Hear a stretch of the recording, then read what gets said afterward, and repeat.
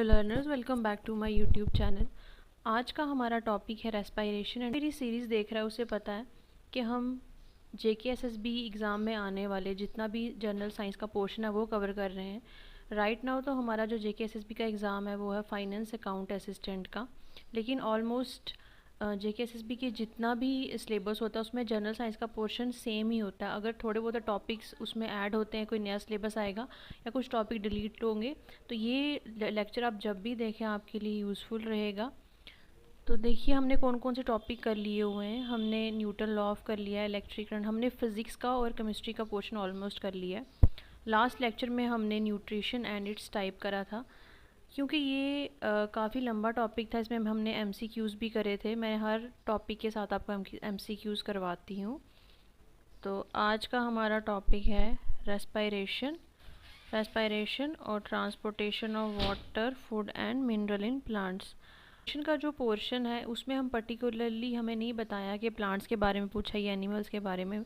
तो पहले हम इसमें रेस्पायरेशन की देखेंगे, रेस्पायरेशन होता क्या है, फिर प्लांट्स में हम रेस्पायरेशन देखेंगे, फिर डिफरेंट एनिमल्स में देखेंगे, और फिर हम ह्यूमन में भी एक स्पेसिफिकली देख लेंगे कि रेस्पायरेशन का क्या है। और इसमें हम साथ में देखेंगे कि कौन कौन सी डिजीज़ जो हैं वो रेस्पायरेशन से लिंक्ड हैं, जो ह्यूमन बींग्स में होती है। उसमें भी काफ़ी सारे क्वेश्चन पूछे जाते हैं। फिर हम पढ़ेंगे ट्रांसपोर्टेशन।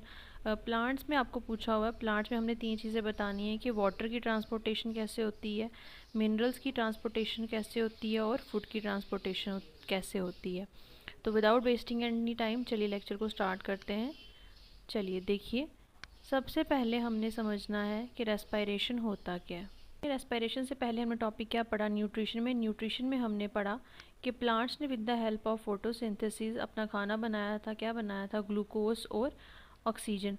अब ये जो ग्लूकोज और ऑक्सीजन है, इनकी ब्रेक डाउन करके एनर्जी रिलीज़ होती है। इसी एनर्जी को हम यूज़ करते हैं अपनी रेस्पायरेशन प्रोसेस के लिए। देखिए न्यूट्रिशन में क्या हुआ था, ग्लूकोज बना था, ग्लूकोज और ऑक्सीजन बना था, ये था न्यूट्रिशन का प्रोसेस। लेकिन अब क्या करना है रेस्पायरेशन में, रेस्पायरेशन में इस ग्लूकोज को हमने ब्रेक करना है। तो ग्लूकोज की ब्रेक डाउन हो जाती है, उस ब्रेक डाउन से एनर्जी रिलीज़ होती है, energy in the form of ATP, जिसको बोलते हैं एडिनोसाइन ट्राइफॉस्फेट। इस एनर्जी को हम यूज़ करते हैं अपने रेस्पायरेशन में। ठीक है, तो इक्वेशन की अगर हम बात करें तो ग्लूकोज था, एंड प्रोडक्ट था। देखिए फोटोसिंथेसिस में क्या था, फोटोसिंथेसिस में हमारा था carbon dioxide plus water in the presence of sunlight, और क्लोरोफिल की प्रेजेंस में हमें क्या मिलता था, ग्लूकोज मिलता था। ग्लूकोज के साथ हमें क्या मिलता था, एनर्जी मिलती थी। ये हमने पढ़ा था किसमें, फोटोसिंथेसिस में। एंड प्रोडक्ट क्या था फोटोसिंथेसिस का, ये एंड प्रोडक्ट था। अब ये जो एंड प्रोडक्ट है इसको हम अपना रिएक्टेंट या बेस प्रोडक्ट इसका बनाएंगे रेस्पायरेशन का। अब ये जो है ग्लूकोज प्लस एनर्जी, ग्लूकोज के साथ हमें क्या मिला था, ऑक्सीजन मिला था। ठीक है, अब ये जो ग्लूकोज और ऑक्सीजन मिला था ये हमारा बेस किसका बनाएगा, रेस्पायरेशन का। अब ये ग्लूकोज टूटेगा, इसमें से जो एनर्जी रिलीज़ होगी उसी एनर्जी को हम अपने रेस्पायरेशन प्रोसेस में यूज़ करते हैं। अब देखिए ग्लूकोज के साथ क्या निकला था, ऑक्सीजन।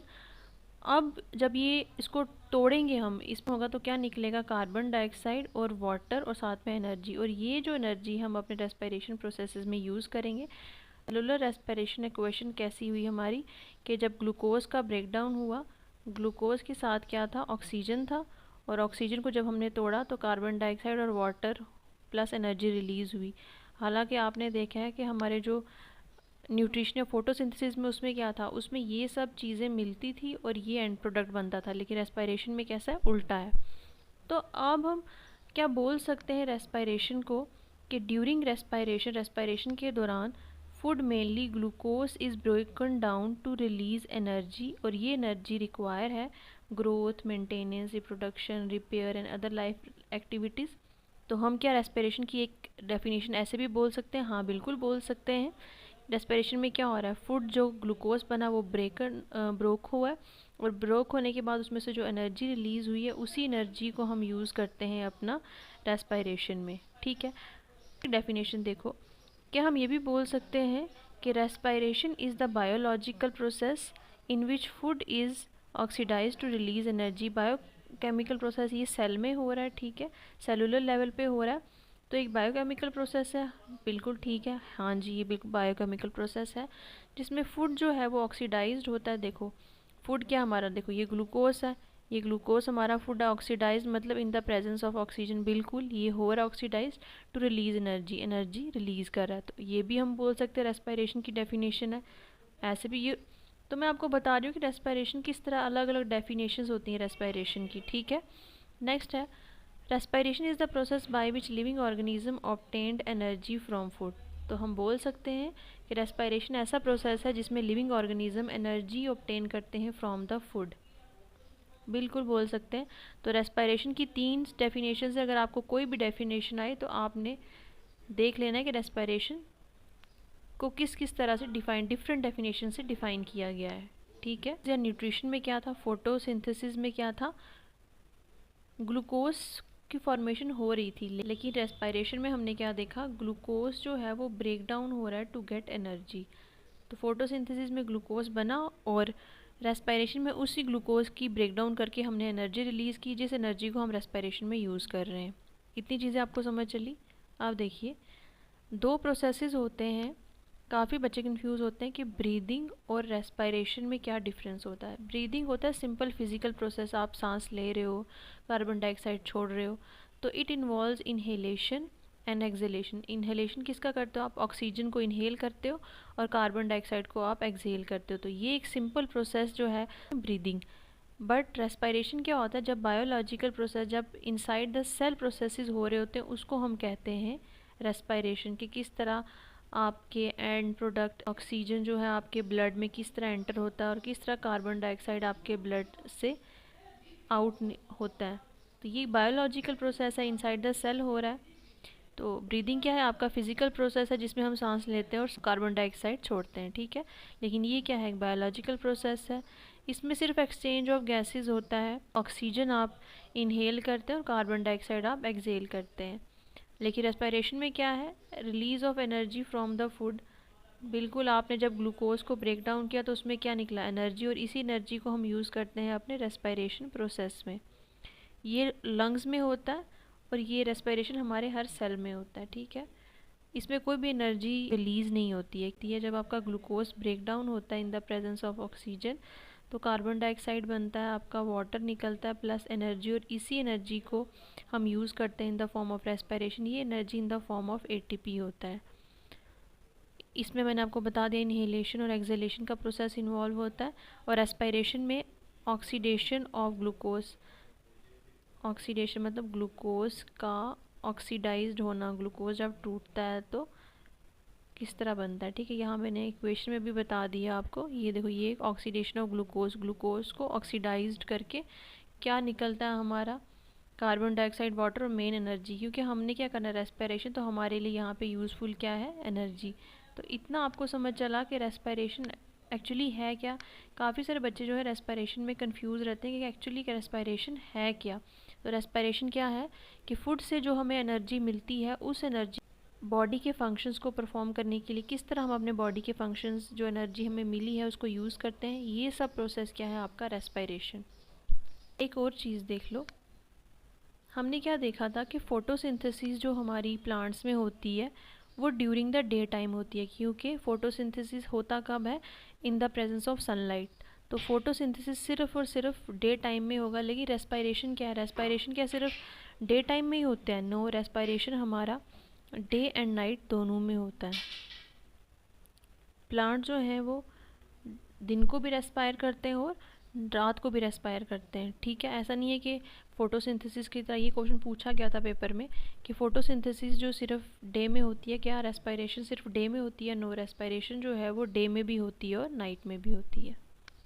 अब देखिए रेस्पिरेशन इन प्लांट्स, हमने कुछ चीज़ें यहाँ पे याद रखनी है कि रेस्पिरेशन प्लांट्स में, यंग प्लांट्स में कैसी होती हैं, कौन सा स्ट्रक्चर इनका इन्वॉल्व होता है। थोड़े वुडी प्लांट्स हैं उनमें रेस्पिरेशन कैसे होती है, ठीक है। ये चीज़ें आपने 2-3 यहाँ याद रखनी है। रेस्पिरेशन में होता क्या है, प्लांट अब ऑक्सीजन लेता है और रिलीज़ क्या करता है, कार्बन डाइऑक्साइड।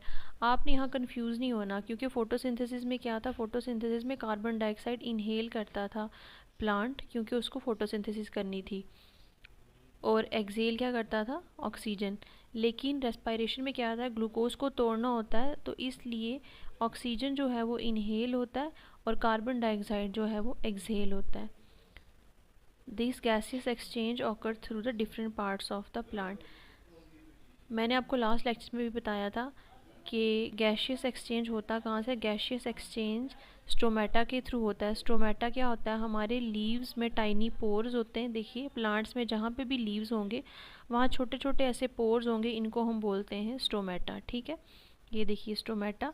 स्टोमेटा गार्डेड होते हैं बाय 2 गार्ड सेल, इनका नाम ही है गार्ड सेल, 2 गार्ड सेल से ये गार्डेड होते हैं। ठीक है, और यहीं से हमारी गैशियस एक्सचेंज होती है। अब हम बात करें रेस्पायरेशन में, तो रेस्पायरेशन में क्या होगा, कार्बन डाइऑक्साइड रिलीज़ होगी। अदरवाइज़ जब हमने अपना फोटोसिंथेसिस देखा था तो फोटोसिंथेसिस में कार्बन डाइऑक्साइड जो है वो इनहेल कर रहा था। ठीक है, प्लांट्स में रेस्पायरेशन होती कैसे है, प्लांट्स में रेस्पायरेशन थ्रू स्टोमेटा होता है। स्टोमेटा कहाँ प्रेजेंट होता है, आपके ये लीव्स में। स्टोमेटा छोटे छोटे पोर्स की तरह होते हैं जो कि मोस्टली लीव्स में पाए जाते हैं। ऑक्सीजन एंटर होता है स्टोमेटा के थ्रू और कार्बन डाइऑक्साइड प्रोड्यूस्ड होता है ड्यूरिंग रेस्पायरेशन। यंग प्लांट्स की हम बात करें तो यंग प्लांट्स में क्या होता है आपका, थ्रू स्टोमेटा होता है।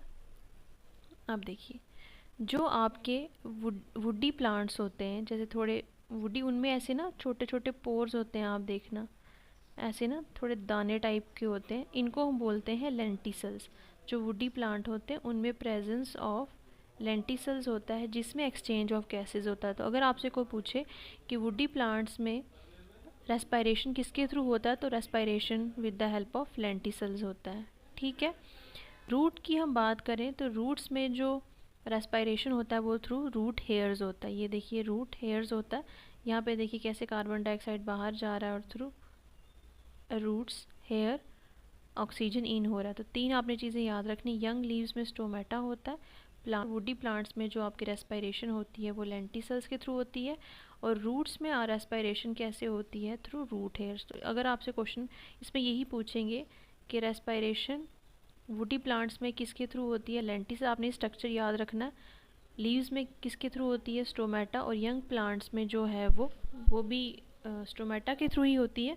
तो आपने ये कुछ चीज़ें यहाँ पे और कुछ याद नहीं करना, आपने बस यही चीज़ें याद करनी कि स्ट्रक्चर कौन से इन्वॉल्व है रेस्पायरेशन में। ठीक है, वुडी स्टेम में लेंटिसल्स जो हैं वो आपके इम्पॉर्टेंट हैं। लेंटिसल प्रेजेंट होते हैं बाग में और ये परमिट करते हैं एंट्री ऑफ ऑक्सीजन और बाहर किसको निकालते हैं, carbon dioxide during respiration. Young plants में क्या होता है, गैसेस की एक्सचेंज थ्रू स्टोमेटा होती है। और स्टोमेटा कहाँ प्रेजेंट होते हैं, लीव्स में। तो इतनी चीज़ें आपको याद रखनी है कि रेस्पायरेशन होता क्या है, रेस्पायरेशन की क्या डेफिनेशन है। रेस्पायरेशन में ग्लूकोज जो बना हमारा फोटोसिंथेसिस में, अब उस ग्लूकोज की ब्रेकडाउन होती है ऑक्सीजन में, और वो जो भी प्रोडक्ट देखिए कार्बन डाइऑक्साइड, वाटर, मेन हम कंसर्न किसके हैं, एनर्जी के। ये जो एनर्जी है मिलती है हमें इन द फॉर्म ऑफ एटीपी, इसी एनर्जी को हम यूज़ करते हैं अपने रेस्पायरेशन प्रोसेसेस के लिए। ठीक है, ये है आपका रेस्पायरेशन का मेन डेफिनेशन। तो 3 डेफिनेशन मैंने आपको बताई कि किस तरह 3 डेफिनेशन आ जाएं तो वो रेस्पायरेशन ही होती है। फिर हमने पढ़ा कि प्लांट्स में जो रेस्पायरेशन होती है वो डे को भी होती है और नाइट को भी होती है। क्वेश्चन पूछा गया था तभी मैं आपको बता रही हूँ, लेकिन फोटोसिंथेसिस हमारी सिर्फ डे में होती है। फिर हमने पढ़ा कि रेस्पायरेशन प्लांट्स में जो है वो कौन कौन से स्ट्रक्चर इन्वॉल्व होते हैं। तो यंग लीव्स में या यंग प्लांट्स में किसके थ्रू होता है, स्टोमेटा के थ्रू। स्टोमेटा आपके कहाँ प्रेजेंट होते हैं, लीव्स में प्रेजेंट होते हैं। ठीक है, और वुडी स्टेम की अगर हम बात करें कि वुडी स्टेम में रेस्पायरेशन किसके थ्रू होती है, तो रेस्पायरेशन लेंटिसल्स के थ्रू होती है। क्या याद रखना है, कौन से स्ट्रक्चर इन्वॉल्व हैं रेस्पायरेशन में, इतनी चीज़ें आपको समझ चली। अब देखिए ये रेस्पायरेशन की टाइप्स कौन कौन सी है। रेस्पायरेशन की 2 तरह की टाइप्स होती हैं, एरोबिक रेस्पायरेशन और एनारोबिक रेस्पायरेशन। एरोबिक प्रोसेस में क्या होता है, जब भी रिएक्शन जो है in the presence of oxygen हो उसको बोलते हैं एरोबिक रेस्पायरेशन। एरोबिक रेस्पायरेशन में जो ब्रेकडाउन होता है ग्लूकोज का वो कंप्लीट होता है। ये देखिए जैसे ग्लूकोज है, ग्लूकोज को जब ऑक्सीजन मिला तो ये होता कहाँ है, इनसाइड द सेल। और रेस्पायरेशन कौन सी सेल ऑर्गेनेली में होता है, माइटोकॉन्ड्रिया में। इसलिए माइटोकॉन्ड्रिया को हम क्या बोलते हैं, power house of the cell. बड़ी बड़ी आपको पूछा जाता है एग्जाम से, organelle power house of the cell बोला जाता है, माइटोकॉन्ड्रिया को बोला जाता है power house of the cell. जब माइटोकॉन्ड्रिया में रेस्पिरेशन होती है तो क्या निकलता है, कार्बन डाइऑक्साइड, वाटर और एनर्जी निकलती है in the form of ATP. ठीक है, ये देखिए ग्लूकोज, ग्लूकोज में जब ऑक्सीडेशन हुई ऑक्सीजन तो कार्बन डाइऑक्साइड, वाटर और एनर्जी रिलीज हुई इन द फॉर्म ऑफ एटीपी। इस एटीपी को हम यूज़ करते हैं अपना फर्दर रेस्पिरेशन के प्रोसेसेस में। तो यहीं पे सब कुछ यही लिखा हुआ है इधर भी कि रेस्पिरेशन में क्या नीड होती है। जब एरोबिक रेस्पिरेशन की हम बात करते हैं इसमें ऑक्सीजन की नीड होती है और इसमें कंप्लीट ब्रेकडाउन होता है ग्लूकोज का। जब आप एनारोबिक देखोगे, आगे मैं पढ़ाऊँगी, एनारोबिक में कंप्लीट ब्रेकडाउन नहीं होता ग्लूकोज का। इसमें निकलता क्या है आपका कार्बन डाइऑक्साइड और वाटर। और इसमें जो एक ग्लूकोज जब टूटता है तो कितने एटीपी निकले हैं, 36 to 38 एटीपीज निकलते हैं depending on prokaryotes and eukaryotes. और ये होता किस में है, माइटोकॉन्ड्रिया में। ठीक है, तो रेस्पिरेशन में ऑकर कहाँ होता है, mainly inside the living cell of the body, और उस ऑर्गेनेल का नाम क्या है, माइटोकॉन्ड्रिया। एटीपी को क्या बोला जाता है, एटीपी हमने हर चीज़ में देखा कि एटीपी जो निकल रही है तो एटीपी को हम बोलते हैं, ATP is the energy currency of the cell. ठीक है, एटीपी क्या है आपका, एटीपी को हम बोलते हैं, एटीपी क्या है, energy currency of the cell. जब तक एटीपी नहीं होगी तो हमारा सेल जो है वो काम नहीं करेगा, एनर्जी करेंसी है सेल की। ठीक है, अब देखिए, अब हम एनारोबिक पढ़ते हैं। एनारोबिक में क्या है, एनारोबिक में रिएक्शन जो होती है in the absence of oxygen होता है। यहाँ पे इंसेक्ट कोई भी ऑक्सीजन का यूज़ नहीं होता। अगर ऑक्सीजन का यूज़ नहीं हो रहा तो ग्लूकोज जो है कंप्लीट ब्रेकडाउन इसका नहीं होगा, इनकम्प्लीट ब्रेकडाउन होता है ग्लूकोज का। एग्जाम्पल देखिए, यीस्ट में, यीस्ट में जो है वो एनारोबिक रेस्पिरेशन होती है। यीस्ट में ग्लूकोज जब टूटता है तो ग्लूकोज किस में टूटता है, अल्कोहल और कार्बन डाइऑक्साइड में। ठीक है, और प्लस साथ में वो क्या करता है, एनर्जी। अब देखिए, एनारोबिक रेस्पिरेशन में जब कंप्लीट ब्रेकडाउन नहीं हो रहा ग्लूकोज का तो एनर्जी भी इतनी ज़्यादा नहीं निकलेगी, इसलिए स्मॉल अमाउंट ऑफ एनर्जी ही इसमें रिलीज़ होती है। ठीक है, अब जो ये यीस्ट है ये यूज़ कहाँ कहाँ होता है। अब यीस्ट जो है ब्रेड मेकिंग में यूज़ होता है, वाइन इंडस्ट्री में यूज़ होता है, बियर की प्रोडक्शन में यूज़ होता है। दूसरा कहाँ होता है आपका, एनारोबिक रेस्पिरेशन। एनारोबिक रेस्पिरेशन हमारे ह्यूमन के मसल्स में, जब हम काफ़ी ज़्यादा हैवी एक्सरसाइज कर लेते हैं तो ग्लूकोज का कंप्लीट ब्रेकडाउन नहीं होता, इसलिए ग्लूकोज किस में कन्वर्ट होता है, लैक्टिक एसिड में, और इसके साथ साथ एनर्जी रिलीज़ होती है। वही सेम रीज़न है, स्मॉल अमाउंट ऑफ एनर्जी, क्योंकि इसमें कंप्लीट ब्रेकडाउन ऑफ ग्लूकोज नहीं हुआ। तो अगर आपको पूछें कि लैक्टिक एसिड कहाँ प्रोड्यूस होता है तो लैक्टिक एसिड तब प्रोड्यूस होता है जब हम हैवी एक्सरसाइज करते हैं, और मेन हमारा ये किसका टाइप है, एनारोबिक रेस्पिरेशन का टाइप है। ठीक है, और जब ये लैक्टिक एसिड हमारी मसल्स में बनता है, इससे क्या होता है, मसल्स क्रैम्प्स होते हैं, मसल्स में हमारा ना दर्द स्टार्ट हो जाता है। आप देखना मसल्स दुखते हैं जो मोस्टली हैवी एक्सरसाइज करते हैं, या फिर क्या होता है, फटीग हमें शो होती है क्योंकि कंप्लीट ब्रेकडाउन ऑफ ग्लूकोज नहीं हुआ। वही यहाँ पे लिखा हुआ है कि ड्यूरिंग एनारोबिक रेस्पिरेशन इसमें ऑक्सीजन की रिक्वायरमेंट नहीं होती है। देखिए यहाँ पे ये लिखा हुआ, do not require oxygen, incomplete breakdown होती है ग्लूकोज की, और ग्लूकोज जो है जब टूटता है लैक्टिक एसिड बनता है। लैक्टिक एसिड कब बनता है, ह्यूमन की मसल्स में, या इनकम्प्लीट। और एल्कोहल कहाँ बनता है हमारा, एल्कोहल बनता है हमारा यीस्ट की प्रोडक्शन में, और कार्बन डाइऑक्साइड रिलीज़ होता है। इसमें जो है वो small amount of energy release होती है, अबाउट 2 एटीपी। तो हमने एरोबिक में क्या देखा था, एटीपी कितना प्रोड्यूस होता है, 36 to 38 molecules of ATP produce होता है। लेकिन एनारोबिक में क्या था, एनारोबिक में जो है वो 2 मॉलिक्यूल्स ऑफ एटीपी प्रोड्यूस हो रहे हैं, क्योंकि यहाँ पे कंप्लीट ब्रेकडाउन ऑफ ग्लूकोज नहीं हो रहा। और आपका एनारोबिक रेस्पिरेशन होता कहाँ है, एनारोबिक रेस्पिरेशन साइटोप्लाज्म में होता है, और एरोबिक रेस्पिरेशन आपका कहाँ हो रहा था, माइटोकॉन्ड्रिया में। तो ये चीज़ें आपने याद रखनी है, डिफरेंस।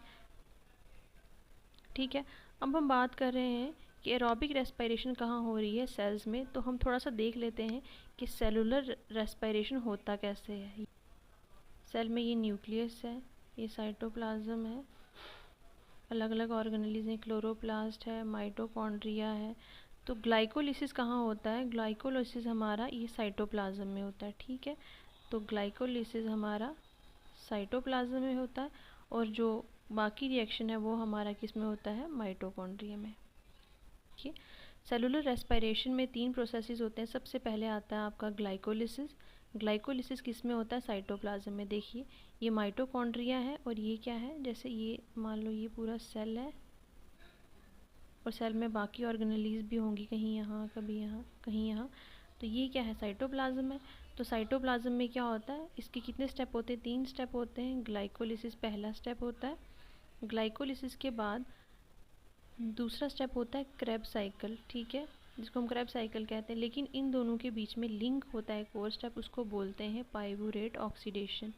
पाइरूवेट ऑक्सीडेशन मैं आपको बताऊंगी, क्योंकि ग्लूकोज ग्लाइकोलिसिस में ग्लूकोज का ब्रेकडाउन होता है और वो बनता किस में है?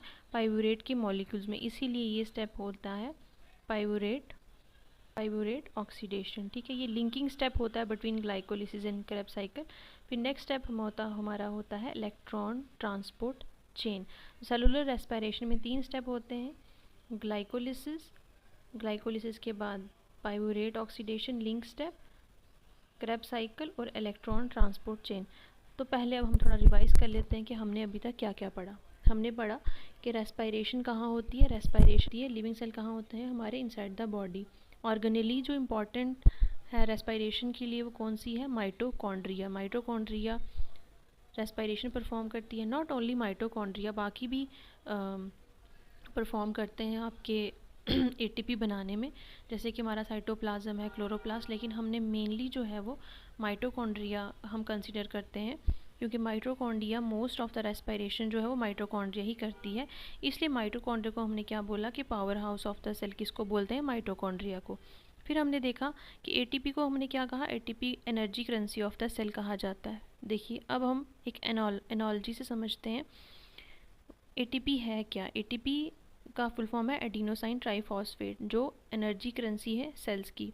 सिंपल लैंग्वेज में अगर मैं आपको समझाऊं, जिस तरह कार को चलाने के लिए पेट्रोल चाहिए, मोबाइल को चलाने के लिए बैटरी चाहिए, वैसे ही हमारी बॉडी के सेल को काम करने के लिए एटीपी चाहिए। एटीपी बॉडी के अंदर एनर्जी स्टोर करता है और फिर उस एनर्जी को सप्लाई करता है कि बाकी हमारे काम बॉडी की प्रॉपर फंक्शनिंग हो सके। जैसे मान लो आपका एक बैंक अकाउंट है, उसमें आपके 10 लाख रुपए पड़े हैं, लेकिन रोज़ आप अगर शॉपिंग करो तो अपना पूरा बैंक अकाउंट हो ना 10 लाख ले जाते हो, तो आप क्या करते हो? बैंक अकाउंट से अपनी पॉकेट मनी निकालते हो, कुछ कुछ पैसे आप निकालते रहते हो। इसी तरह आप समझ लीजिए ग्लूकोज जो है वो हमारा बैंक अकाउंट है, स्टोर्ड एनर्जी है ग्लूकोज में, और एटीपी जो है वो पॉकेट मनी है, जो कि हम रेडी टू यूज़ निकालते रहते हैं थोड़े थोड़े पैसे और अपना काम यूज़ करते हैं। देखो मैं आपको समझाती हूँ यहाँ पे। हमारा मैंने जो आपको एनोलॉजी भी समझाई, ग्लूकोज क्या है हमारा? ग्लूकोज समझ लो आपका बैंक अकाउंट है, ठीक है। क्योंकि ब्रेक डाउन किसका हो रहा है रेस्पिरेशन में? ग्लूकोज का, जो क्या है आपकी स्टोर्ड एनर्जी है। इसी में आपकी सारी एनर्जी स्टोर है। लेकिन आप एट अ टाइम थोड़ा ना सारे ग्लूकोज को यूज़ कर लेते हो, उसमें आप क्या करते हो? एटीपी का यूज़ करते हो। एटीपी क्या हुआ? जैसे आपने इस बैंक अकाउंट से अपनी पॉकेट मनी निकाली, ठीक है, जितना आपको यूज़ है आपने उतना पैसा निकाला, और फिर आपने इस एनर्जी को, जो आपके पास एटीपी है मतलब रेडी टू यूज़, अब इसी से आपकी एनर्जी निकलती है। तो इसी तरह हमारा रेस्पिरेशन में है, एक ग्लूकोज जो है वो हमारा उसमें स्टोर्ड एनर्जी रहती है। अब इस स्टोर्ड एनर्जी को हम एटीपी से जितना हमें चाहिए होता है उतनी ही हमारी बॉडी जो है वो एनर्जी यूज़ करती है और अपनी फंक्शन करता है बॉडी के, ठीक है।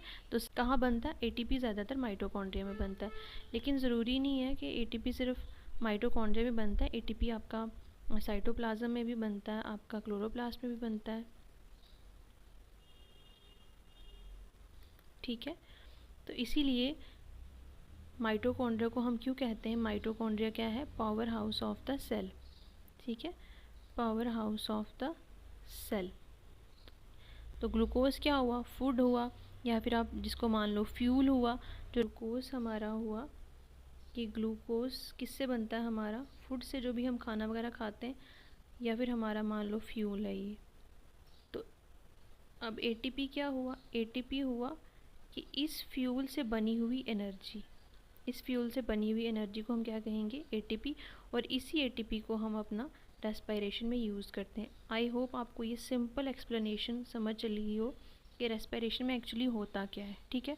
फिर हमने पढ़ा कि types of respiration. Types of respiration में हमने क्या पढ़ा कि रेस्पिरेशन 2 तरह का होता है।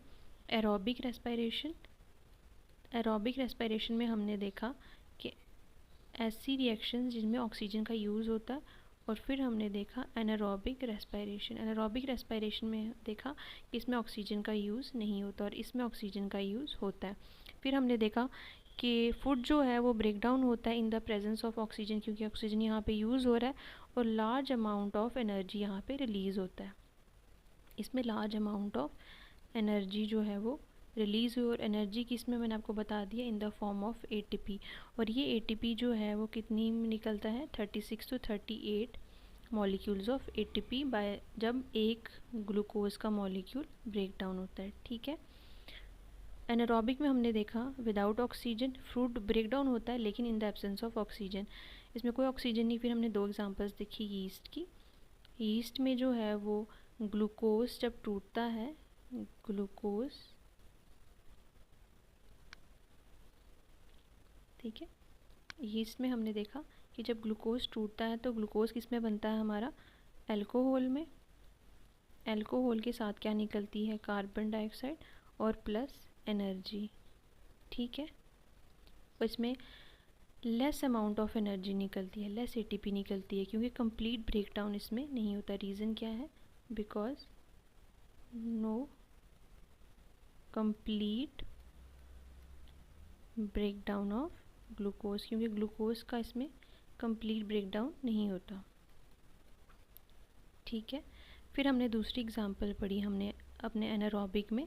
इसमें हमने पढ़ा कि हमारे ह्यूमन की मसल्स में जब हम हैवी एक्सरसाइज कर लेते हैं तो हैवी, अच्छा, फिर हमने एक चीज़ यहाँ पे ये भी पढ़ी थी कि यीस्ट का यूज़ कहाँ कहाँ होता है। यीस्ट का यूज़ होता है हमारा ब्रेड मेकिंग में। ब्रेड जब आप बनाते हो तो वहाँ पे आप यीस्ट का काम करते हो। और दूसरा हमने देखा कि बियर की प्रोडक्शन में भी इसका काम होता है, जब आप बियर प्रोडक्शन करते हो। और एक हमने देखा वाइन की इंडस्ट्री में इसका काम होता है। ठीक है, वाइन की इंडस्ट्री में। मसल क्रैम्प्स में भी जो कौन सी रिएक्शन होती है, एनारोबिक रेस्पिरेशन होता है। इसमें क्या होता है, हैवी एक्सरसाइज के because of heavy exercise muscle जो है वो कंप्लीट उनको ऑक्सीजन नहीं मिलती, और जब कंप्लीट ऑक्सीजन नहीं मिलती तो इसमें क्या है, ग्लूकोज जब टूटता है तो पूरी तरह टूटता नहीं है, तो वो क्या बना देता है, लैक्टिक एसिड। ठीक, लैक्टिक एसिड प्लस एनर्जी। तो यही लैक्टिक एसिड जो है वो रीज़न बनता है बाद में मसल्स क्रैम्प का। मसल्स में काफ़ी दर्द होता है। तो क्यों दर्द होता है, क्योंकि उसमें ऑक्सीजन प्रॉपर नहीं पहुंचता, और आपकी बॉडी में क्या होता है, फटीग होती है, फटीग आपको लगती है। ठीक है, इतनी चीज़ आपको समझ चली कि रेस्पिरेशन है क्या। ठीक है। और फिर हमने रेस्पिरेशन ये भी पढ़ा था कि हमारा प्लांट्स में कौन कौन से पार्ट्स जो हैं वो रेस्पिरेशन करते हैं। ठीक, रेस्पिरेशन इनसाइड द सेल हो रहा है, इसलिए इसको हम बोलते हैं सेलुलर रेस्पिरेशन। कि रेस्पिरेशन हमारा हो कहाँ रहा है, सेल के अंदर, और इसलिए हम इसको क्या बोल सकते हैं कि हमारा ये क्या है, सेलुलर रेस्पिरेशन है। ठीक है। और सेलुलर रेस्पिरेशन में मेन कौन से सेल के अंदर हो रहा है, माइटोकॉन्ड्रिया के अंदर। इसीलिए हम माइटोकॉन्ड्रिया को क्या बोलते हैं, power house of the cell. Cells in the presence of oxygen, तो कौन सा हमारा होगा, एरोबिक रेस्पिरेशन। ठीक है। अब एरोबिक रेस्पिरेशन में हमने क्या पढ़ना है कि एरोबिक रेस्पिरेशन में जो कि सेल के अंदर रेस्पिरेशन हो रही है, उनकी 3 स्टेजेस होती हैं। एक होता है हमारा ग्लाइकोलिसिस। ठीक है। ग्लाइकोलिसिस के बाद होता है हमारा क्रेब साइकिल, और क्रेब साइकिल के बाद हमारा होता है इलेक्ट्रॉन ट्रांसपोर्ट चेन। इन दोनों को लिंक करने के लिए एक और स्टेप आ जाता है बीच में, जिसको बोलते हैं पायरूवेट ऑक्सीडेशन। अब देखिए ग्लाइकोलिसिस में, आप इसको बिल्कुल वो से रट्टा शट्टा मत मारो, समझो टॉपिक को कि पहले हमने न्यूट्रिशन में क्या बनाया, हमारा ग्लूकोज बना। अब इस ग्लूकोज को क्या करना है, हमने यूज़ करना है अपनी एनर्जी के लिए, तो उसको क्या करना पड़ेगा, तोड़ना पड़ेगा। तो ग्लूकोज का यहाँ पे क्या होता है, ग्लूकोज का यहाँ ब्रेक डाउन होता है। ठीक है, ग्लूकोज का यहाँ ब्रेक डाउन होता है। ग्लूकोज जो है 6 कार्बन कंपाउंड होता है। जब ये ब्रेक डाउन होता है तो ये 2 मॉलिक्यूल्स में ब्रेक होता है, 3 कार्बन 3 कार्बन। अब ये 2 मॉलिक्यूल्स किसके होते हैं, पायरूवेट के। इसीलिए जो नेक्स्ट स्टेप है क्रेब साइकिल और ग्लाइकोलिसिस के बीच में पायरूवेट ऑक्सीडेशन, यही जो 2 मॉलिक्यूल हैं, यहाँ पे भी एक मॉलिक्यूल बना पायरूवेट का, और यहाँ पे भी एक मॉलिक्यूल बना आपका पायरूवेट का। तो ठीक है, तो ब्रेकिंग डाउन होता है ग्लूकोज का इन द सेल, और ये होता किस में है, दूसरी चीज़ आपने याद है, ये हमारा होता है साइटोप्लाज्म में। ठीक है, साइटोप्लाज्म में होता है, जिसमें एक ग्लूकोज का मॉलिक्यूल जो है वो सेल के अंदर एंटर करता है और ये फिर ब्रेक होता है इनटू 2 पाइवोरेट मॉलिक्यूल्स, जिसको पाइवोरिक एसिड कहते हैं, और इसमें small amount of energy release होता है। इसमें भी आपने याद रखना है, स्मॉल अमाउंट ऑफ एनर्जी इसमें रिलीज होता है। तो एनर्जी, अब मैं जब भी बोलूँ तो आपको याद होना चाहिए एटीपी। अब आपको कन्फ्यूजन नहीं होना चाहिए कि एटीपी होता, क्योंकि काफ़ी बच्चों को ना अभी तक ये भी नहीं पता कि एटीपी है क्या, मतलब एनर्जी है, एनर्जी क्या है, एटीपी क्या है। तो आपको पता चल गया, फुल फॉर्म भी मैंने आपको बता दी। तो नेक्स्ट होता है हमारा क्रेब्स साइकिल। क्रेब्स साइकिल हमारा किस में होता है? क्रेब्स साइकिल हमारा होता है माइटोकॉन्ड्रिया में। ठीक है, साइटोप्लाज्म से अब क्रेब्स साइकिल किस में हुआ? माइटोकॉन्ड्रिया में। ठीक है, माइटोकॉन्ड्रिया में क्या होता है? हमारा कार्बन डाइऑक्साइड रिलीज होता है। ठीक है, और यहाँ ज़्यादा एनर्जी प्रोड्यूस होती है। Energy means ATP. ग्लाइकोलिसिस में कम एनर्जी प्रोड्यूस होगी, लेकिन यहाँ पे ज़्यादा एनर्जी प्रोड्यूस होती है। और इसमें और क्या प्रोड्यूस होता है? NADPH, NADH और FADH2। इलेक्ट्रॉन ट्रांसपोर्ट चेन जो है वो फाइनल स्टेज होता है हमारा सेलुलर रेस्पिरेशन का। और इसमें देखो थोड़ा इसमें एनर्जी प्रोड्यूस ही, इसमें नेक्स्ट में और एनर्जी, और इसमें सबसे ज़्यादा एनर्जी जो है वो प्रोड्यूस होती है। इसमें मोर एटीपी, या इसको बोलते हैं मोस्ट, लिख दे। कंपैरिजन अगर करें तो मोस्ट एटीपी जो है यहाँ पे प्रोड्यूस्ड होता है। ठीक है, और ये इनर मेम्ब्रेन ऑफ माइटोकॉन्ड्रिया में प्रेजेंट होता है।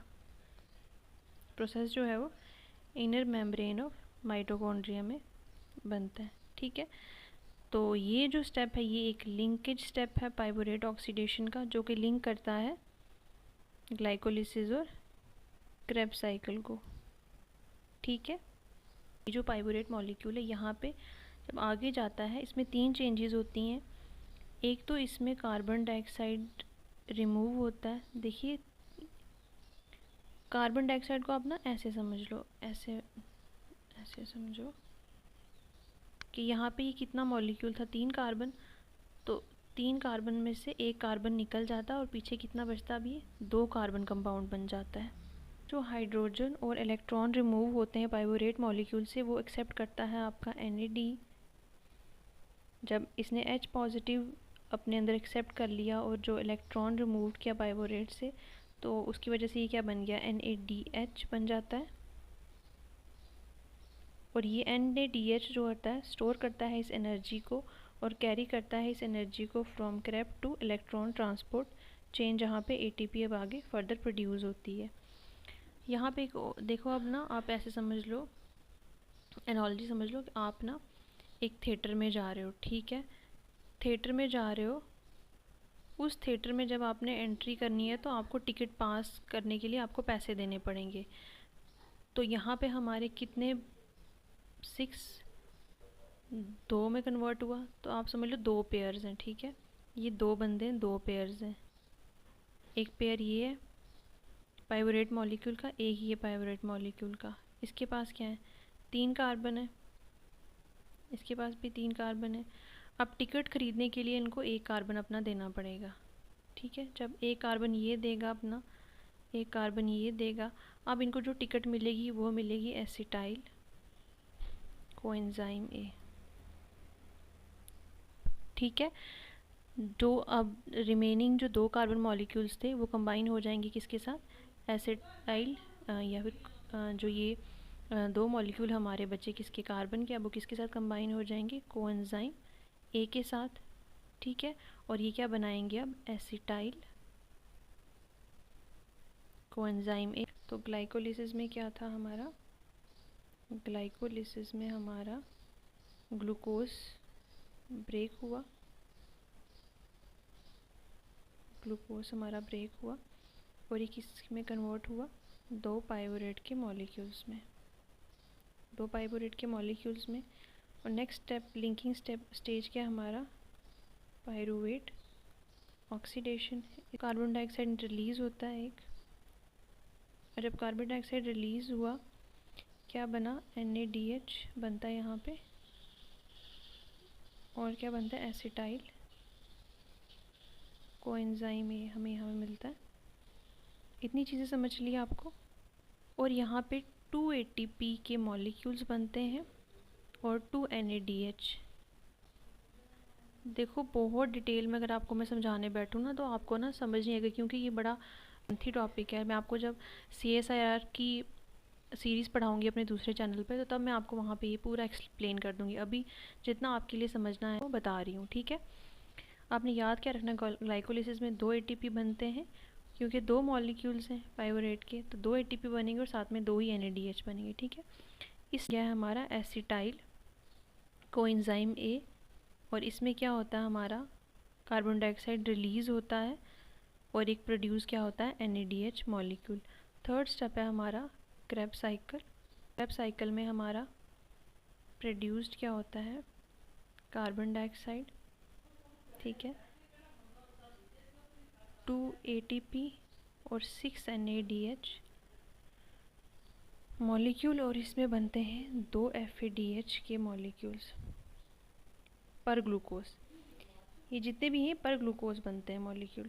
Transport chain, electron transport chain में क्या होता है, हमारा ऑक्सीजन जो हेल्प करता है वाटर प्रोड्यूस करने में, और यहाँ पे हमारे 26 to 28 ATP मॉलिक्यूल्स प्रोड्यूस होते हैं, जो कि लार्जेस्ट शेयर होता है सेल की एनर्जी का, ठीक है।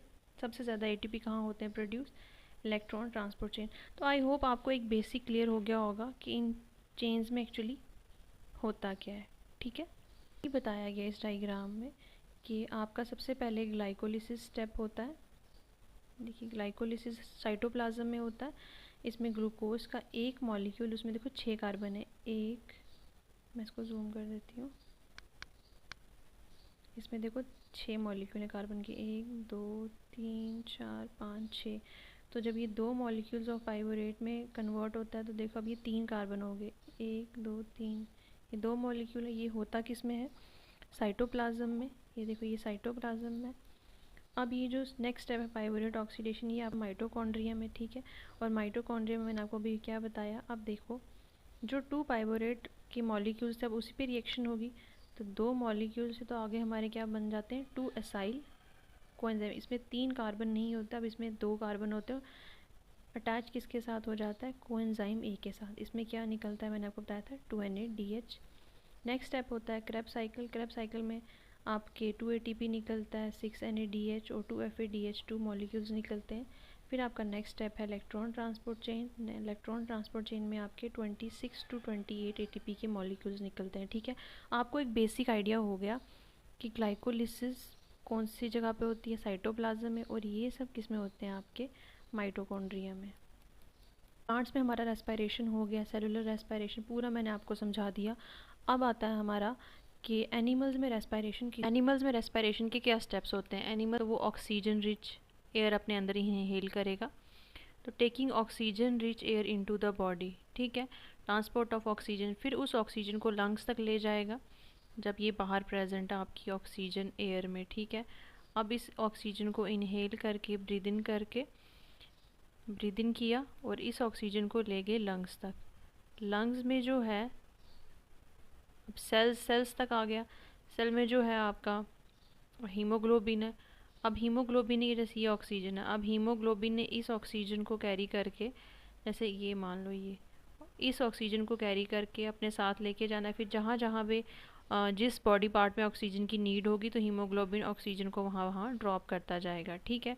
जब ये हीमोग्लोबिन ऑक्सीजन के साथ बाइंड करता है तो ये बनाता है ऑक्सी हीमोग्लोबिन। क्या बनाएगा, ऑक्सी हीमोग्लोबिन HbO2। ये क्या बनाता है, ऑक्सी, ठीक है।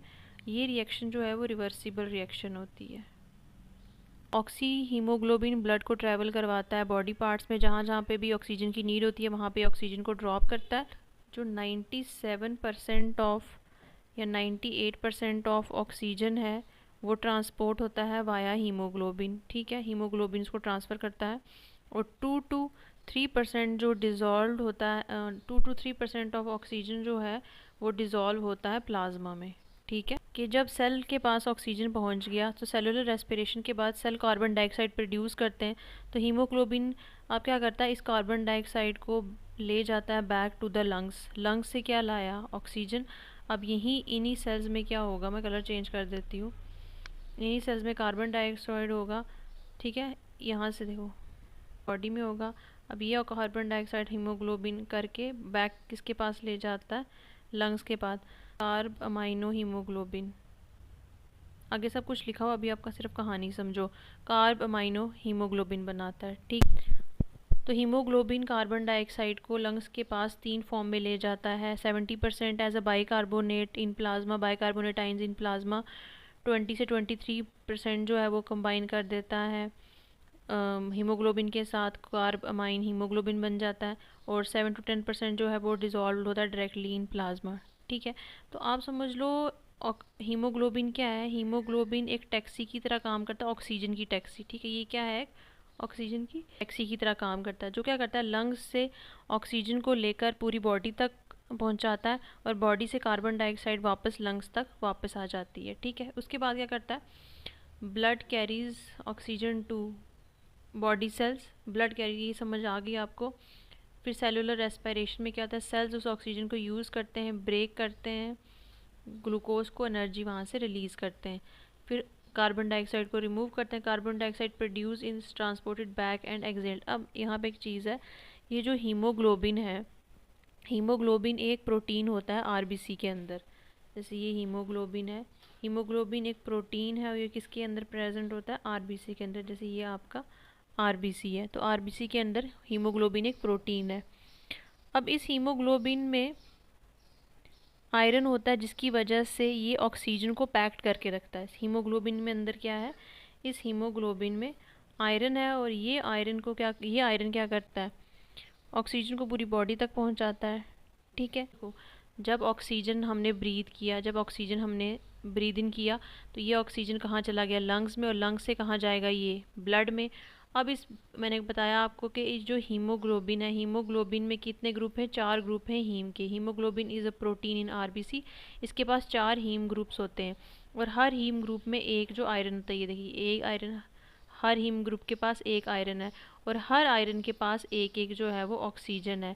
तो एक हीमोग्लोबिन में कितने ऑक्सीजन मॉलिक्यूल होते हैं, 4 ऑक्सीजन मॉलिक्यूल होते हैं।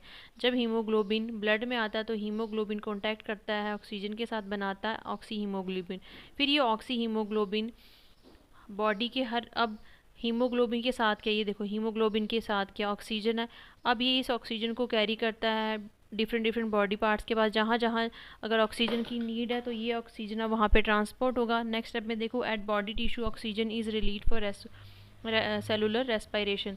जहाँ जहाँ सेल्स को नीड है ऑक्सीजन की, वहाँ ये ड्रॉप करेगा ऑक्सीजन को। अब देखिए, जब ये ऑक्सीजन को ड्रॉप कर रहा है तो वहीं पे उन्हीं ब्लड सेल्स में कार्बन डाइऑक्साइड भी होगी। अब वो हीमोग्लोबिन अब क्या करता है, कार्बन डाइऑक्साइड को पैक करके इसको लंग के पास ले जाता है। तो जब हीमोग्लोबिन डाइऑक्साइड के साथ रिएक्ट करता है तो बनाता है carb amino haemoglobin. Carbon dioxide को कहाँ, किसके पास ट्रांसफ़र करता है, कार्बन डाइऑक्साइड को लंग्स के पास ट्रांसफ़र करता है। और कार्बन डाइऑक्साइड लंग्स में 3 तरह में बैक होता है। Carbon blood carries carbon dioxide back to lungs in 3 form. 70% as bicarbonate ions होता है, 23% एज कार्ब अमाइनो हीमोग्लोबिन, और 7 से 10% जो है वो डिज़ोल्व होता है प्लाज्मा में। इतनी चीज़ें समझ चल गई आपको कि अलग अलग ऑर्गेनिजम्स में किस तरह से रेस्पिरेशन होती है। सबसे पहले हम देखें प्रोटोजोन। तो प्रोटोजोन जो है वो आपके यूनिसेलुलर ऑर्गेनिज्म होते हैं, जिसमें क्या आता है आपका अमीबा, यूग्लिना, पैरामीशियम। इसमें जब रेस्पिरेशन होती है ये थ्रू सेल मेम्ब्रेन रेस्पिरेशन होती है, जिसमें with the process of diffusion from high concentration to lower concentration, oxygen है बॉडी के अंदर इन होती है और कार्बन डाइऑक्साइड बाहर जाती है बॉडी के। तो इसमें आपको क्वेश्चन कैसे पूछ सकते हैं, प्रोटोजोन ना देके आपको बोलेंगे बताइए which type of respiration occurs in amoeba या यूग्लिना या पैरामीशियम। तो तब आपने याद रखनी है कि इनमें जो है वो रेस्पिरेशन थ्रू सेल मेम्ब्रेन होती है, ठीक है, with the help of diffusion. तो आपने ये नाम याद रखने हैं, एमीबा, यूग्लिना, पैरामीशियम। फिर एनालिड्स, एनालिड्स में आपके जैसे आता है आपका अर्थवॉर्म, ठीक है। आपको सीधा एनालिड्स ना दे के अर्थवॉर्म ही दे दें, तो अर्थवॉर्म में थ्रू स्किन रेस्पिरेशन होती है, और जब रेस्पिरेशन स्किन के थ्रू होती है उसको बोलते हैं क्यूटेनियस रेस्पिरेशन। तो अगर बोलें आपको कि अर्थवॉर्म में किस तरह की रेस्पायरेशन होती है, तो अर्थवॉर्म में क्यूटेनियस रेस्पायरेशन होती है। इसमें क्या होता है, ऑक्सीजन डिजॉल्व होती है मॉइस्ट स्किन में। अब इनकी जो आप अर्थवॉर्म की ऐसे देखो ना बॉडी, तो इनकी बॉडी थोड़ी मॉइस्ट होती है, तो स्किन से डिफ्यूजन हो रही है, तो जब डिफ्यूजन हो रही है तो बॉडी क्या होनी चाहिए, मॉइस्ट होनी चाहिए। तो इनकी बॉडी के oxygen dissolve in moist skin, फिर उस स्किन से पास होती है ब्लड वेसल में, और कार्बन डाइऑक्साइड जो है वो डिफ्यूज़ आउट हो जाता है। Example earthworm. फिर आता है आपका इंसेक्ट्स।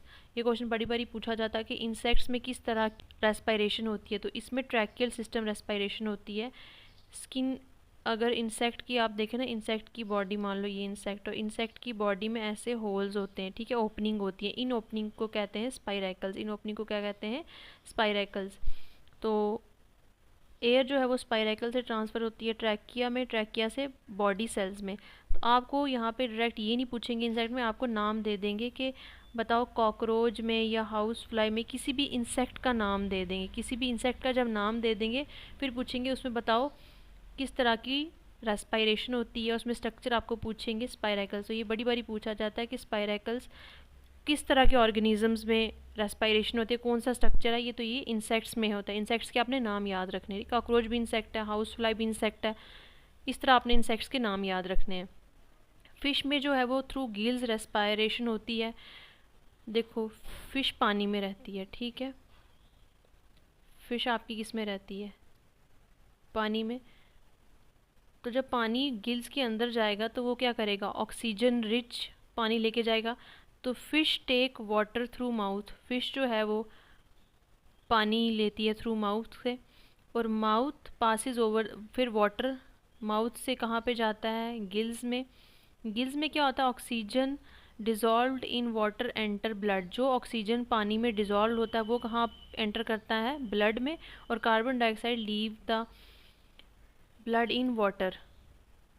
तो इस तरह पूछेंगे कि आपको फ़िश में किस तरह की रेस्पायरेशन होती है, थ्रू द गिल्स, ठीक है। एम्फीबियन में, एम्फीबियन ऐसे ऑर्गेनिज्म होते हैं जो पानी में भी रहते हैं और लैंड में भी रहते हैं। जब ये पानी में रहते हैं तो गिल्स के थ्रू रेस्पायर करते हैं, और जब ज़मीन पे होते हैं ये थ्रू लंग्स रेस्पायर करते हैं। जैसे टेडपोल है आपका, टेडपोल मोस्टली पानी में रहता है, तो इसकी रेस्पायरेशन होगी किससे, थ्रू गिल्स। फ्रॉग है, फ्रॉग ज़मीन पे भी रहता है और पानी में भी रहता है, तो इसकी जो रेस्पायरेशन है वो लंग्स से भी होगी और थ्रू गिल्स से भी होगी। बर्ड्स, बर्ड्स में लंग्स से भी होती है और एयर सैक से भी होती है। Air sac increases oxygen supply. तो एयर सैक्स जो इनमें प्रेजेंट होते हैं वो, उनका मेन काम क्या होता है, वो ऑक्सीजन की सप्लाई को इंक्रीज़ करते हैं। इसलिए birds obtain oxygen very efficiently during flight, क्योंकि वो एयर सैक उनमें प्रेजेंट होता है, तो एयर में क्या होता है, ऑक्सीजन, तो इसलिए क्या होता है, ऑक्सीजन बड़ी जल्दी वो अपने बॉडी में ऑब्टेन कर लेती हैं ड्यूरिंग फ्लाइट्स। फिर ह्यूमन और इसमें बाकी मेमल्स जैसे रेप्टाइल्स हैं, सब हैं, उन सब में क्या है, थ्रू लंग्स रेस्पायरेशन होती है, जिसमें नोज़ आता है, फिर nasal cavity, pharynx, larynx, trachea, bronchi, bronchioles, lung, और एल्वोलाई। एल्वोलाई आपका एंड ऑर्गन होता है जहाँ पे ऑक्सीजन की और कार्बन डाइऑक्साइड की गैसेस एक्सचेंज होता है। तो यहाँ पे भी इस चार्ट को आपने बड़े अच्छे से पढ़ना है। इस चार्ट में से क्वेश्चन पूछे जाते हैं कि कौन से एनिमल में कौन सी रेस्पायरेशन होती है, सेल मेम्ब्रेन के थ्रू कौन से एनिमल में रेस्पायरेशन होती है। तो ये सारे आपने इनके नाम याद रखने हैं, एमीबिया, यूग्लिना, प्रोटोजोन मोस्टली, पैरामीशियम। फिर अर्थवॉर्म में पूछेंगे, कंफ्यूज नहीं होना क्यूटेनियस और सेल मेम्ब्रेन में, ठीक है। इनकी मॉइस्ट स्किन होती है, तो इससे रेस्पायरेशन थ्रू मॉइस्ट स्किन होती है। इंसेक्ट में स्पाइरैकल का मेन पूछेंगे एग्ज़ाम में। फिश का गिल से पूछेंगे, टेडपोल या फ्रॉग का पूछेंगे किससे रेस्पायरेशन होती है, ठीक है। अब देखिए, अब हम देखते हैं ह्यूमन रेस्पायरेटरी सिस्टम। अब ह्यूमन में कैसे रेस्पायरेशन होती है। ह्यूमन में सबसे पहले एयर जो है वो नोज़ से एंटर होती है नेज़ल कैविटी में। नेज़ल कैविटी में जाके वो यहाँ पे पहुँचती है, यहाँ पे होती है ओरल कैविटी। ओरल कैविटी से जाती है फेरिंग्स में, फेरिंग्स से फिर वो लैरिंग्स में जाती है। लैरिंग्स आपका वॉइस बॉक्स होता है जिसमें वोकल कॉर्ड होते हैं जो कि साउंड प्रोड्यूस करता है। फिर आपका यहाँ से ये जाती है विंड पाइप में। इस विंड पाइप को कहते हैं ट्रैकिया। इस विंड पाइप को क्या कहते हैं, ट्रैकिया। तो इसमें क्या है, वो सी शेप के कार्टिलेज, ये देखो सी शेप के कार्टिलेज जो हैं इसमें प्रेजेंट होते हैं कि जब सांस हो तो लंग्स हमारे कोलैप्स वगैरह ना हो। फिर जो ये ट्रैकिया है ये डिवाइड होता है ये देखिए ट्रैकिया इस तरह डिवाइड हुआ। ब्रोंकियाई में, ब्रोंकियाई देखिए 2 लंग्स हैं, इन दोनों लंग्स में गई ब्रोंकियाई। अब ब्रोंकियाई में आके फर्दर ब्रोंकियोल्स होते हैं, और ब्रोंकियोल्स में आगे क्या होता है, अल्वोलाई होते हैं, और इसी अल्वोलाई में हमारा गैसियस एक्सचेंज होता है। बॉडी में रेस्पिरेशन में कौन मदद करता है, रेस्पिरेशन में लंग, ये पूरा स्ट्रक्चर, फिर लंग्स, लंग्स के बाद ये देखिए डायफ्राम और रिब्स में, ठीक है। ये किस में मदद करते हैं, हमारे ब्रीदिंग में। ये राइट लंग है ये। तो रेस्पिरेटरी ऑर्गन कौन से हुए, नोज़, नोज़ से नेज़ल कैविटी, फिर फेरिंग्स, फिर larynx, trachea, bronchi, bronchioles, lung, alveoli. Alveoli, ये देखिए एल्वोलाई, एल्वोलाई में आपके मेन क्या होते हैं, एयर सैक्स। यहाँ पे जो है वो एक्सचेंज ऑफ गैसेस होती है, ऑक्सीजन एंटर होती है ब्लड में, और कार्बन डाइऑक्साइड जो है वो ब्लड से बाहर निकलती है। इन डायफ्राम कैसे आपकी हेल्प करते हैं, इनहेलेशन में जब आप सांस लेते हो तो डायफ्राम कॉन्ट्रैक्ट हो जाते हैं और मूव डाउनवर्ड। देखो जब आप सांस लेते हो, जब सांस आप ले रहे हो, ठीक है, तो डायफ्राम क्या होता है, कॉन्ट्रैक्ट होते हैं और मूव डाउनवर्ड, डाउन, ताकि आपकी एयर अच्छे से अंदर चली जाए। रिब्स जो हैं देखो, इसके अंदर रिब्स मूव होते हैं। रिब्स जब फॉरवर्ड ऐसे मूव करेंगी तो चीज़ नीचे आएगी ना, कोई चीज़। रिब्स आपकी फॉरवर्ड मूव होती हैं, अपवर्ड मूव होती हैं, आउटवर्ड बाहर की तरफ। जब ये चीज़ बाहर की तरफ मूव होगी तो ऊपर होगी, तो ये वाली चीज़ नीचे आएगी, ठीक है। डायफ्राम में आपका क्या होता है, कॉन्ट्रैक्ट होता है, नीचे मूव करता है, लेकिन रिब्स जो हैं, रिब्स अपवर्ड मूव करती हैं, आउटवर्ड। तो चेस्ट कैविटी क्या होती है, एनलार्ज हो जाती है। जब चेस्ट कैविटी एनलार्ज होती है तो लंग्स पे प्रेशर डिक्रीज हो जाता है, तो एयर जो है वो इनसाइड द बॉडी एंटर करती है। इसी तरह जब एक्सलेशन होता है तो डायफ्राम क्या होता है, रिलैक्स होता है, क्योंकि अब क्या है, ऑक्सीजन को बाहर जाना है। जब रिलैक्स होंगे तो रिब क्या है, वो डाउनवर्ड आ जाएंगी। जब रिब डाउनवर्ड, जैसे यहाँ थी रिब्स, वो डाउनवर्ड आई, तो डायफ्राम क्या होता है, वो रिलैक्स होकर वो डायफ्राम पीछे चला जाता है। चेस्ट की कैविटी जो है वो डिक्रीज हो जाती है, और एयर जो है वो लंग से बाहर चले जाते हैं। इसमें जो मेन पूछेंगे आपको कि एल्वेलाई में क्या है, alveoli is the site of gaseous exchange. Gas exchange main part कौन सा, कहाँ पे गैशियस एक्सचेंज होती हैं, लंग्स में। तो एल्वोलाई जो है मेन साइट है गैस एक्सचेंज की। लंग्स जो है ये रेस्पिरेटरी ऑर्गन है, ये मेन साइट नहीं है गैस की एक्सचेंज होने की, ठीक है। इतनी चीज़ आपको समझ चली। में जो नोज़ हेयर्स होते हैं वो फिल्टर करते हैं एयर को, ठीक है। अगर कोई डस्ट है, जर्म्स है, अगर ठंडी हवा है, कुछ भी है, तो आपके जो नोज़ में हेयर्स होते हैं वो क्या करते हैं, उस एयर को, ड्राई एयर को जो भी है, वो थोड़ा मॉइस्ट करते हैं। तब आपने ब्रीद इन किया, ये देखो, ठीक है। एक्सलेशन जब यहाँ से गैस निकाल, देखो यहाँ थोड़ा एरो का गड़बड़ हो गया, आपने एरो को ध्यान नहीं देना। ये देखो जब आपने ब्रीद इन किया, ठीक है, ये बाहर निकलेगा गैस, ठीक है,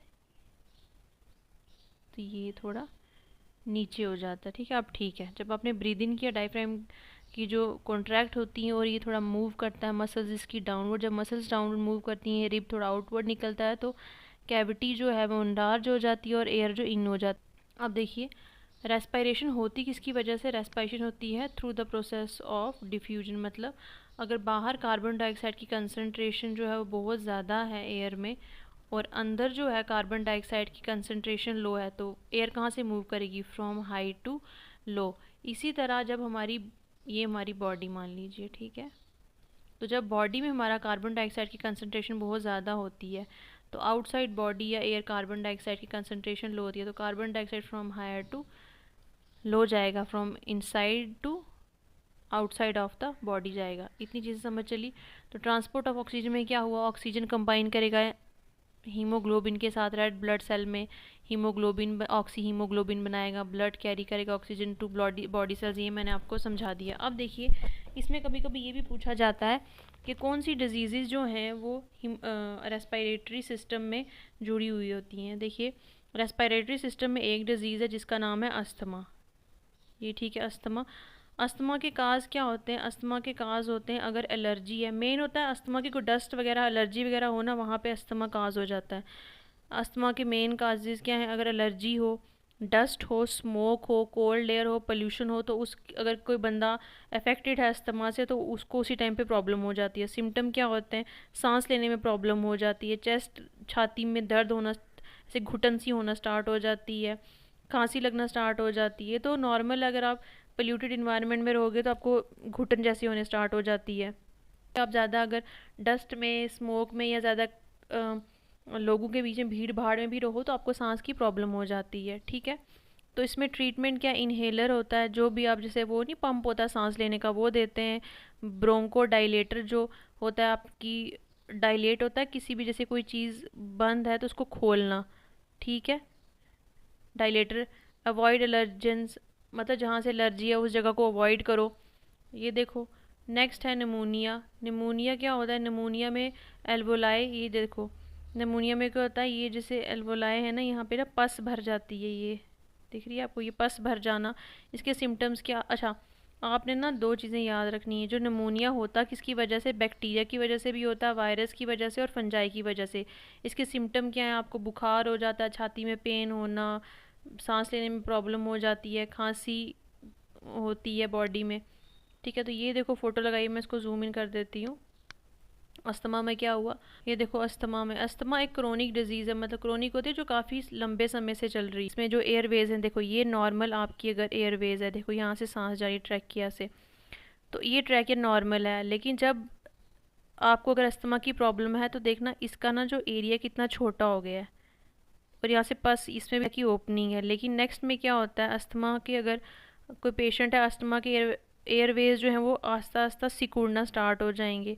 तो नेक्स्ट स्टेज में क्या आएगा, वो बिल्कुल सिकुड़ के बिल्कुल छोटे छोटे हो जाएंगे। तो एयरवेज जो है उसमें इन्फ्लेम्ड हो जाते हैं, सूज के वो नैरो हो जाते, जहाँ जिस चीज़ में सूजन आई, तो अब अगर इतनी ज़्यादा हवा जाती थी, अब इसमें जो है नैरो में इतनी हवा नहीं जाएगी, तो क्या होगा, सांस लेने में प्रॉब्लम होगी। निमोनिया में क्या होता है, इन्फेक्शन होता है, और इस इन्फेक्शन में आपके जो एयर सैक्स में वहाँ क्या पस भर जाती है। ठीक है, ये देखो पस भरी हुई है, कलर चेंज करती हूँ, ये पस भरी, यहाँ पे पस भर जाती है। तो निमोनिया में, ठीक है, निमोनिया काज किसकी वजह से होता है, बैक्टीरिया से, वायरस से भी, और इसमें क्या पस भर जाती है, पी फॉर पस। ठीक, अब देखो नेक्स्ट क्या है, टीबी। टीबी मैंने आपको कम्युनिकेबल और नॉन कम्युनिकेबल डिजीज़ में भी पढ़ाया था। टीबी किसकी वजह से होती है, बैक्टीरियम की वजह से। कौन सा बैक्टीरियम, मायोबैक्टीरियम ट्यूबरक्लोसिस। अगर आपसे पूछा जाए कि टीबी का मेन काज क्या है, बैक्टीरिया। टीबी किसकी वजह से होती है, बैक्टीरिया की वजह से, और कौन सा बैक्टीरिया, मायोबैक्टीरियम ट्यूबरक्लोसिस। इसमें सिम्टम्स क्या होते हैं, इसमें 2 हफ्ते से ज़्यादा जो है वो खांसी रहती है, वेट का लॉस हो जाता है, हमारा वज़न कम हो जाता है, फीवर होता है, सोते टाइम पसीना आता है, और ब्लड इन स्प्यूटम। खांसी करते हो ऐसे तो खांसी में क्या आता है, कभी कभी ना खून आता है आपकी खांसी में। ठीक है, ये एक एयर बॉर्न डिजीज़ है, एक से दूसरे बंदे को हो सकती है। ब्रोंकाइटिस, ब्रोंकाइटिस क्या होता है, आपके ब्रोंकियाई जो हैं वो सूज जाते हैं।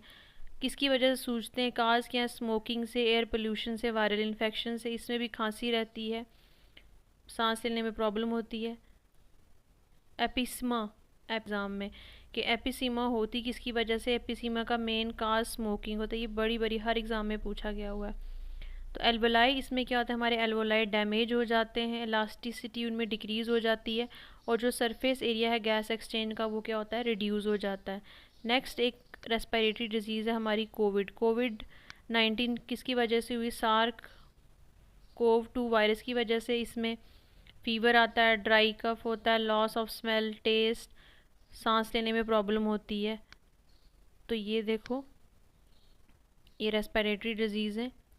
ठीक है, ये क्या है, रेस्पिरेटरी डिजीज़। इसमें देखो टीबी में मैंने भी क्या बताया, ये बैक्टीरिया से काज होती है, लंग्स को अफेक्ट करती है। ठीक है, सिम्टम मैंने आपको बता दिए सारे। ब्रोंकियाई में देखो ये जो है इन्फ्लेम्ड हो जाते हैं एयरवेज। ठीक है, एपिसाइमा में क्या होता है, स्मोकिंग होता है, स्मोकिंग कासेस की वजह से एल्वोलाई क्या है, डैमेज हो जाते हैं।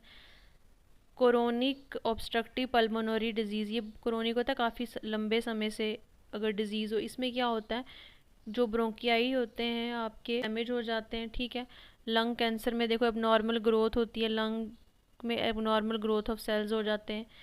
न्यूमोथोरैक्स, जो न्यूमोथोरैक्स में क्या, एयर जो है वो फिल हो जाती है इन एयर्स, देखिए air fill in pleural space.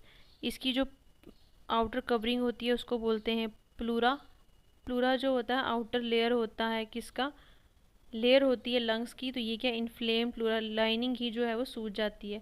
Sleep एपीना, इसमें क्या होता है, सांस आपको प्रॉपर नहीं आती है, ब्रीदिंग में जो है वो प्रॉब्लम आ जाती है, अब आप सोते हो एयरवेज आपके ब्लॉक हो जाते हैं। सिम्टम क्या, जब आप सोते हो तो खराटे लेते हो। ठीक है, चलो आप क्वेश्चन करो, अगर इतना समझ चल गया इसके क्वेश्चन सॉल्व करो। Which one is the correct sequence of cellular respiration.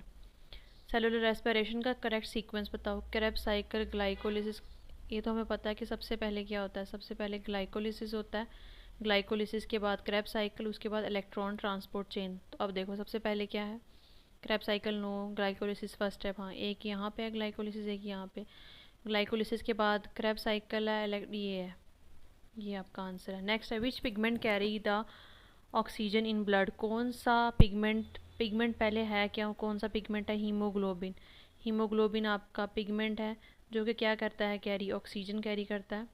Chlorophyll green pigment है। Melanin no, haemoglobin yes.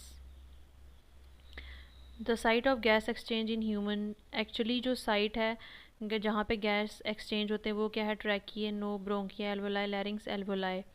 Which respiratory organ is found in fish. Fish में कौन सा रेस्पिरेटरी ऑर्गन होता है, तो फिश में लंग्स होता है no, gills, skin, spiracle. Lungs जो होता है वो ह्यूमन और अदर मैमल्स में होता है, गिल्स होता है इसमें। स्किन आपका किस में, मैंने आपको बताया था क्यूटेनियस, अर्थवॉर्म में, एनालिड वगैरह में। स्पाइरेकल्स आपका इंसेक्ट्स में होता है, ठीक है। स्पाइरेकल्स किस में होता है, आपका इंसेक्ट्स में। स्किन किसका होता है, आपका एनालिड्स में होता है। एनालिड्स में भी जैसे अर्थवॉर्म है, इसमें क्यूटेनियस जिसको बोलते हैं, क्यूटेनियस रेस्पिरेशन।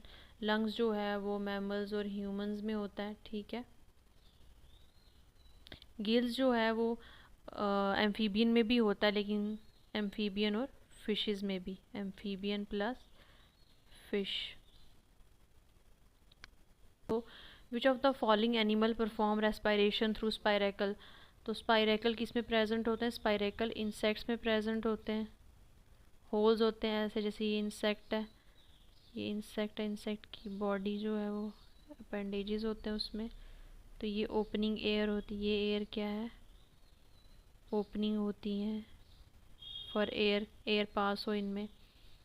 तो स्पाइरेकल से कहाँ जाता है, इसको बोलते हैं स्पाइरेकल। स्पाइरेकल से आपके ट्रैकिया में, ट्रैकिया से बॉडी सेल्स में, ठीक है। तो which of the following animal perform respiration through spiracles. Earthworm no, earthworm क्या आपका एनालिड है। कॉकरोच, हाँ कॉकरोच एक इंसेक्ट है। फिशेज से गिल, फ्रॉग भी गिल से करते हैं। Which pair is correctly match. Fish जो है ट्रैकिया से करते हैं नो, फिश जो है वो गिल से करते हैं। कॉकरोच स्पाइरेकल से करते हैं यस। अर्थवॉर्म गिल से करते हैं, अर्थवॉर्म नो, अर्थवॉर्म स्किन से करते हैं। ह्यूमन स्पाइरेकल से, ह्यूमन लंग्स से करते हैं, तो ये करेक्टली मैच है इसमें। Next, which organism respire through diffusion across its cell membrane. Diffusion से और सेल मेम्ब्रेन, सेल मेम्ब्रेन किस में था, प्रोटोजोन में। सेल की मेम्ब्रेन से रेस्पिरेशन करना, तो सेल की मेम्ब्रेन से रेस्पिरेशन कौन करता है, अर्थवॉर्म। अर्थवॉर्म नहीं, अर्थवॉर्म क्या आपका, अर्थवॉर्म से क्यूटेनियस स्किन से होता है। अमीबा यस, अमीबा से। कॉकरोच नो, कॉकरोच से स्पाइरेकल से होता है। फिश गिल से करते हैं, तो इसमें आता है आपका amoeba. Which gas is release during respiration. जब रेस्पिरेशन आप करते हो तो कौन सी गैस रिलीज होती है, इन नहीं होता है, इन होता है ऑक्सीजन, लेकिन रिलीज क्या होता है, carbon dioxide. Oxygen no, nitrogen no, carbon dioxide release होता है। The windpipe is called, windpipe को और क्या कहते हैं, विंड पाइप को bronchus no, trachea yes, pharynx no, larynx no. Larynx आपका साउंड बॉक्स होता है, ठीक है। Trachea. Which is the correct pathway of air in human. सबसे पहले नोज़ है, ठीक है, नोज सब में। उसके बाद क्या है, फेरिंग्स, फेरिंग्स के बाद लैरिंग्स, लैरिंग्स के बाद ट्रैकिया, फिर bronchi, bronchioles, alveoli, B part. Emphysema is only caused by, emphysema मैंने आपको कहा था, एपिसेमा किसकी वजह से होता है, स्मोकिंग की वजह से। डेफिशिएंसी, विटामिन की डेफिशिएंसी से no, smoking yes, high sugar no, lack of exercise no, smoking की वजह से। निमोनिया मेनली इफेक्ट, निमोनिया से मेनली इफेक्ट क्या होता है, किडनी नो, एल्वोलाई यस, क्योंकि लंग्स की बात हो रही है, alveoli. Liver no, heart no. Which respiratory disease is caused by, mainly by allergies. Allergy से मैंने आपको क्या कहा था, अस्थमा होता है एलर्जी से। अस्थमा, टीबी, निमोनिया, एपिसेमा, अस्थमा, ठीक है। टीबी किससे होता है, आपका एयरबॉर्न डिजीज़ है। निमोनिया एयर पास हो जाती है, ये स्मोकिंग से होता है। The disease caused by Mycobacterium, tuberculosis के नाम में है, tuberculosis TB. Asthma, pneumonia, tuberculosis, tuberculosis. Oxygen is transported in blood mainly by, oxygen जो है मैंने आपको बताया था कि हीमोग्लोबिन एक टैक्सी है ऑक्सीजन की, जो कि ऑक्सीजन को कैरी करती है डिफरेंट बॉडी पार्ट्स में, डिफरेंट बॉडी सेल्स में करती है, और बॉडी सेल्स से क्या लाती है, कार्बन डाइऑक्साइड। तो ट्रांसपोर्ट क्या करती है, ऑक्सीजन, और वापस क्या लाती है, carbon dioxide, mainly by plasma platelet haemoglobin. Anaerobic respiration in yeast produce, जो anaerobic with in absence of oxygen, alcohol and carbon dioxide, lactic acid, yes carbon dioxide and alcohol, lactic acid muscles में होता है, muscles cramps में। Cellular respiration mainly occur in, cellular respiration कहाँ होती है, nucleus में, cytoplasm only, no mitochondria, mitochondria में ज़्यादा होती है। During vigorous exercise muscle produce, muscle जब काफ़ी एक्सरसाइज कर लेते हैं तो मसल्स में क्या होता है, लैक्टिक एसिड प्रोड्यूस होता है, alcohol no, lactic acid, acetic acid, carbon monoxide, lactic acid. The power house of the cell nucleus, mitochondria, ribosome, Golgi body, mitochondria. Gas exchange, gas की एक्सचेंज होती कहाँ है, trachea, bronchi, alveoli, nose alveoli में। ATP stand for adenosine triphosphate, adenosine tripeptide, amino, amino तो होता ही नहीं है, tripeptide भी नहीं होता, टेट्रा तो amino, adenosine triphosphate. The smallest function और यूनिट ऑफ लंग, सबसे छोटा क्या होता है, एल्वोलाई। सबसे देखो नोज, नेजल कैविटी, ये आपने पूरा पाथ याद रखना है, trachea, pharynx, larynx, trachea, bronchi, bronchiole, फिर ब्रोंकियाए, फिर आपका एल्वोलाई, ठीक है। Which respiratory organ is present in mammals, mammals में कौन सा रेस्पिरेटरी ऑर्गन होता है, लंग्स। गिल फिश में होता है लंग्स, यस। स्पाइरेकल आपका इंसेक्ट्स में होता है, ठीक है। और स्किन जो है वो क्यूटेनियस अर्थवॉर्म में प्रेजेंट होती है। The respiratory organ of reptiles, reptiles में कौन सा, तो मैंने कहा था ह्यूमन एंड अदर मैमल्स जिसमें है वो सब में क्या होता है, लंग्स के थ्रू होता है। गिल्स, फिश, स्किन मैंने अभी आपको बताया लंग्स के through. Bird possess air sac, bird में एयर सैक्स होते हैं किसकी वजह से, साउंड प्रोड्यूस करने की, no. Store food, no. Increase efficiency of respiration, yes. Oxygen enter the blood in fish through, oxygen जो है through gills. Respiration in fishes occur through, respiration fishes में कैसे होती है, through gills. Tadpole respire through, tadpole amphibian है, वो पानी में रहता है, तो पानी में किसके थ्रू होगा, गिल्स के through. Adult frog respire through, adult frog अब लैंड पे आते हैं, वो स्किन से भी रेस्पायर करते हैं और लंग्स से भी। Spiracles are present in insects, insect इसमें देखो कौन सा है, fish, cockroach, earthworm, frog, cockroach insect है। इस तरह आपको क्वेश्चन आएंगे। रेस्पिरेटरी ऑर्गन ऑफ इंसेक्ट मैंने अभी आपको बताया, स्पाइरेकल एंड ट्रैकिया है। लंग्स जो है वो मैमल्स और ह्यूमंस में होता है, गिल फिशेस और एम्फीबियन में। स्किन जो है मैंने अभी आपको बताया स्किन किसका होता है, एनालिड का, ठीक है। क्यूटेनियस जिसको बोलते हैं, विच एनिमल शो, देखो आ भी गया, which animal show cutaneous respiration, कौन से एनिमल जो है वो क्यूटेनियस रेस्पिरेशन शो करते हैं, fish, earthworm, frog, cockroach, human, earthworm and frog. Respiration through skin, skin से जो रेस्पिरेशन होती है उसको क्या बोलते हैं, branchial, pulmonary, cutaneous, tracheal, cutaneous respiration. Earthworm perform respiration, earthworm जो है रेस्पिरेशन परफॉर्म करती है क्योंकि उसकी मॉइस्ट स्किन होती है, मैंने आपको बताया था अर्थवॉर्म का, आपने बस याद रखना, moist skin. In amoeba, amoeba respirate करता है through cell membrane, gill, trachea, skin, cell membrane. इसी तरह टॉपिक हमारा अभी तक हमारा रेस्पिरेशन टॉपिक जो है वो सारा कंप्लीट हो गया है, ठीक है। रेस्पिरेशन टॉपिक हमारा कंप्लीट हो गया। का जो ये आज का लेक्चर है वो काफ़ी ज़्यादा यूज़फुल रहा हो, आप और प्रैक्टिस कीजिए, एमसीक्यूज़ आपके क्वेश्चन निकलते हैं, आप यहाँ से पढ़ के अपने और एमसीक्यूज़ सॉल्व करो। बाकी अलग अलग जैसे वेबसाइट्स में भी जाके वहाँ भी आपको काफ़ी ज़्यादा एमसीक्यूज़ मिल जाएंगे। आई होप आपको आज का लेक्चर यूज़फुल रहा हो तो प्लीज़ मेरे वीडियो को लाइक कर दीजिए, चैनल को सब्सक्राइब कर दीजिएगा। Thank you so much.